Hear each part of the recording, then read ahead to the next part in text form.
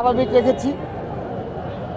আমরা আজকের এই বিক্ষোভ মিছিল থেকে বিগত এই মিটফুড হাসপাতালের সম্মুখে যে দুর্ভাগ্যজনক ঘটনা সংঘটিত হয়েছে তাতে আমরা অত্যন্ত ব্যথিত, ক্ষুব্ধ এবং আমরা তার দৃষ্টান্তমূলক শাস্তির দাবিতে ইতিমধ্যে ছাত্রদল সবগুলো ক্যাম্পাসে কর্মসূচি পালন করেছে।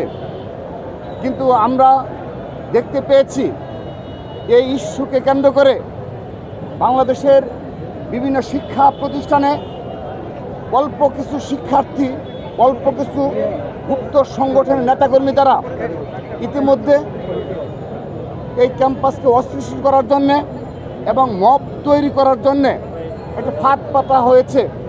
সেখানে বাংলাদেশের স্বাধীনতা সার্বভৌমত্বের প্রতীক শহীদ রাষ্ট্রপতি জিয়াউর রহমান এবং বিএনপির ভারপ্রাপ্ত চেয়ারম্যান জনাব তারেক রহমানকে উদ্দেশ্যমূলকভাবে কটূক্তি করে এবং ভাষায় প্রকাশ করা যাবে না এমন নোংরা স্লোগানের মাধ্যমে ক্যাম্পাসগুলোতে মব সৃষ্টির পায়তারা করা হয়েছিল। কিন্তু ছাত্রদল সহনশীলতার পরিচয় দিয়েছে। আমরা সহনশীলভাবে সেই পরিস্থিতি মোকাবেলা করেছি। কিন্তু আমরা সেই জুলাই আগস্টের পরবর্তী সময় থেকে যেভাবে গুপ্ত সংগঠনের বিরুদ্ধে বারবার সাধারণ শিক্ষার্থী অবহিত করেছিলাম, আজকে সেগুলো দৃশ্যমান হচ্ছে। সেই অদৃশ্য শক্তি দৃশ্যমান হচ্ছে যারা বাংলাদেশের স্বাধীনতা সার্বভৌমত্ব বিশ্বাস করে না এবং যারা কখনো এই দেশে যখনই অস্থিতিশীল পরিস্থিতি সৃষ্টি হয় তার সুযোগ নিয়ে তারা তাদের রাজনৈতিক ফায়দা হাসিল করে।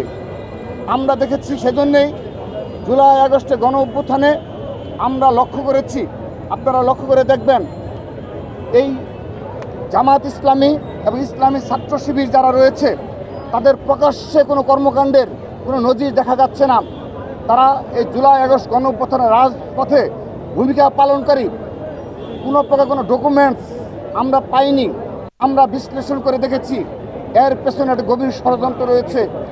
এর পেছনে রয়েছে যদি আজ থেকে 10 বছর পরেও আওয়ামী লীগ প্রতিবেশী রাষ্ট্রের সহযোগিতায় ফিরে আসে, সেক্ষেত্রে তখন তারা এই জুলাই আগস্ট গণ অভ্যুত্থানে পুলিশ হত্যাসহ যা কিছু সংগঠিত হয়েছে তার দায়ভার এই ইসলামী ছাত্র শিবিরকে জামাত ইসলামী নেবে না। সেজন্যই তারা এই ধরনের গুপ্ত রাজনীতিতে অভ্যস্ত এবং যখনই এ ধরনের দায়ভার আসবে সেই দায়ভার তারা বহন করবে না, বরঞ্চ এই দায়ভার তারা সাধারণ শিক্ষার্থীদের উপর চাপিয়ে দেবে।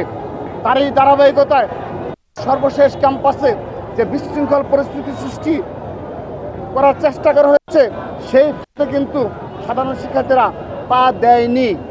রাতের অন্ধকারে গুটি কয়েক শিক্ষার্থী